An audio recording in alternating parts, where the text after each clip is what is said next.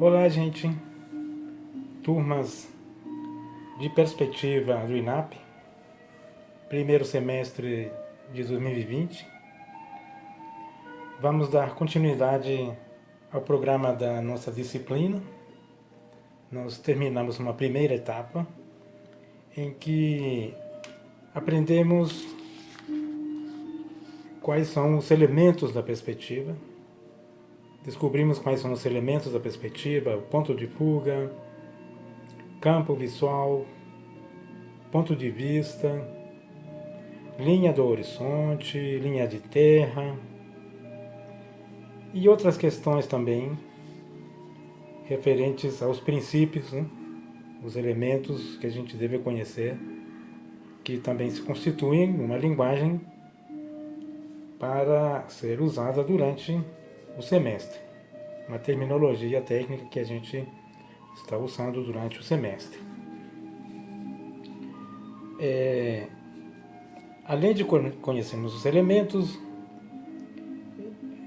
conhecemos um primeiro método para a montagem da perspectiva de um ponto de fuga, que é a malha, um método usado pelos renascentistas,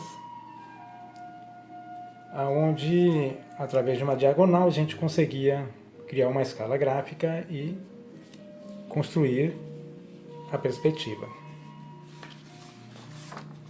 Também conhecemos formas de planos, formas de volumes, como elas aparecem nessa perspectiva de um ponto de fuga,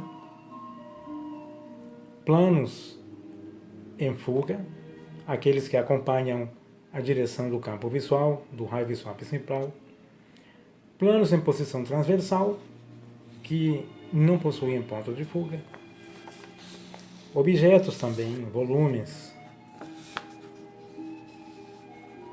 Esse material se encontra no material de EAD que foi enviado por e-mail. É necessário que se faça uma leitura dele. Vocês devem ter feito isso na aula 1.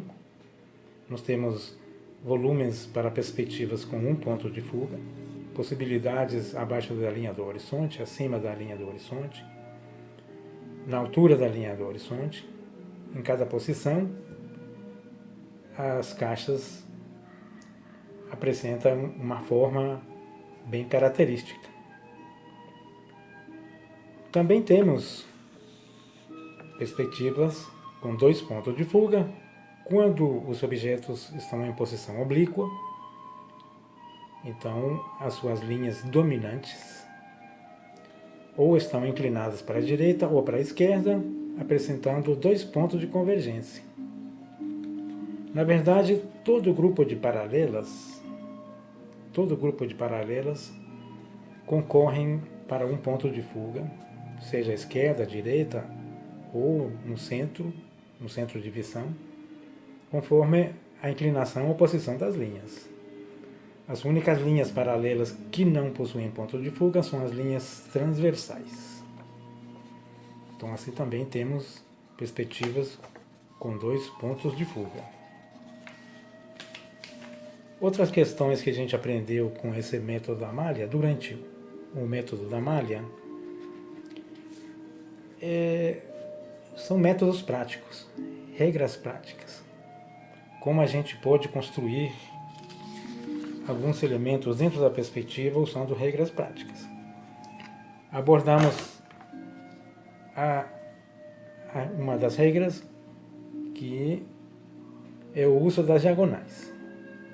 Com as diagonais, a gente consegue dividir, principalmente os planos em fuga, consegue dividi-los em metades, sempre múltiplos de 2. Com as diagonais, a gente consegue, então, dividir em partes iguais, divisão proporcional. E também trabalhamos com a divisão proporcional com o escalímetro, onde a gente aprendeu a dividir um plano em posição transversal, planos em posição transversal, não deformam,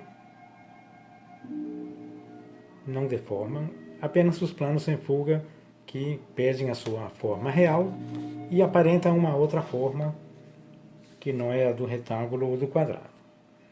Também abordamos a construção das elipses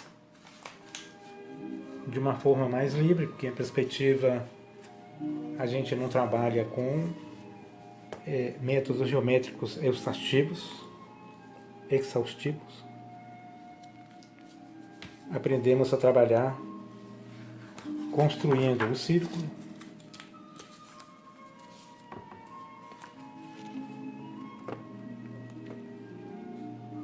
pode ser inserido dentro de um quadrado, ficando o circunscrito, onde a gente tem pontos de referência para o traçado do círculo em perspectiva, 4 pontos nas laterais, nos lados do quadrado, mais outros 4 pontos para a gente construir o círculo em perspectiva. Então abordamos esses métodos, são regras práticas que nos ajudam a agilizar a perspectiva.